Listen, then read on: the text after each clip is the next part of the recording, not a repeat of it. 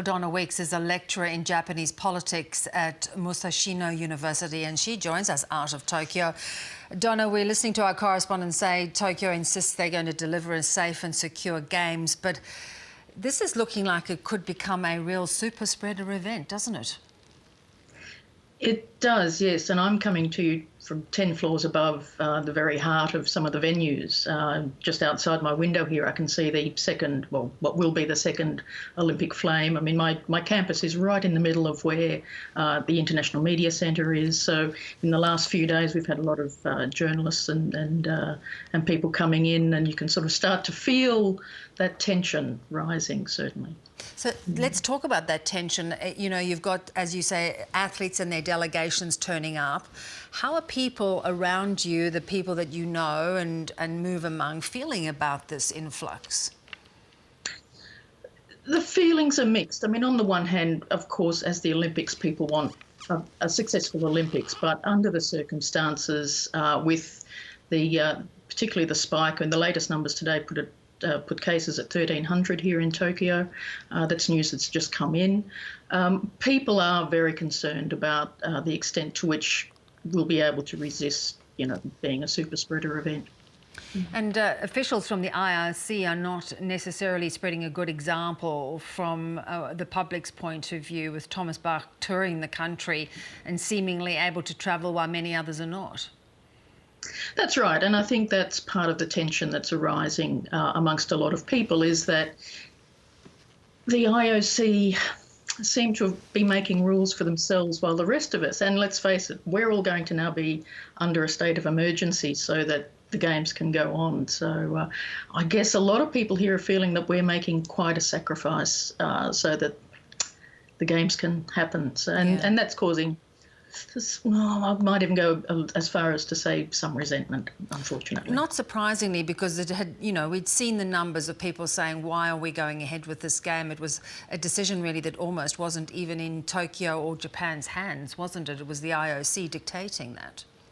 It was the IOC, yes, yes. If it had gone, if the governor of Tokyo, Koike, had had any say in it, perhaps even if Suga, the Prime Minister, felt a little more able to say something, I think it might have at least been postponed yet again. But no, I think it's the IOC that's telling us what to do. Yeah, they're calling the shots.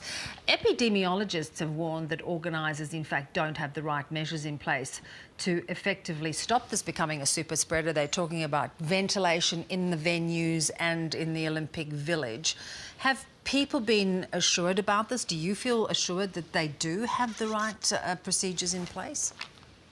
Look, I think as much as they possibly can do under the circumstances. I mean, we're fairly well acclimatised now. This is our fourth state of emergency in the last 18 months. We're quite acclimatised to ensuring that we all wear masks. There's very little argument about that on a day-to-day basis. We're always hand sanitizer on every floor of the building here, for example.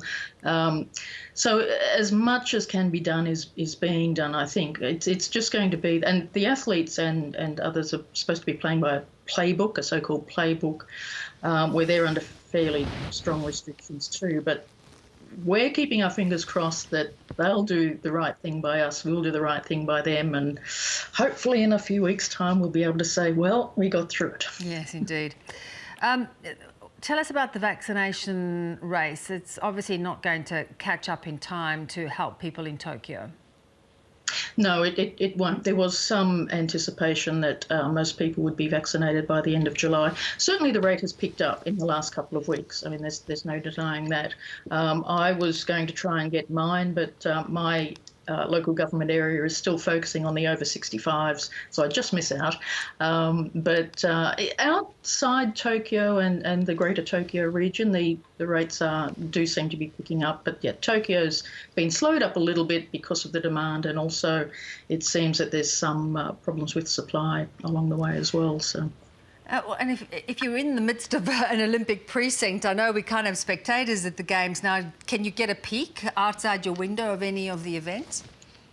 Well, I've got the tennis courts just over the back here, so I said to Ash Barty, if you're practising on the outside courts, I'll wave to you. I've got the canoeing venue outside my window, so I won't really see them. I did have tickets. I did manage to get tickets for a couple of events, and I'm disappointed now that I won't be able to go and see them. Probably feeling safer that I won't, though, to be honest. But no, this is mainly the international media area, so I'll be bumping into a lot of journalists, no doubt.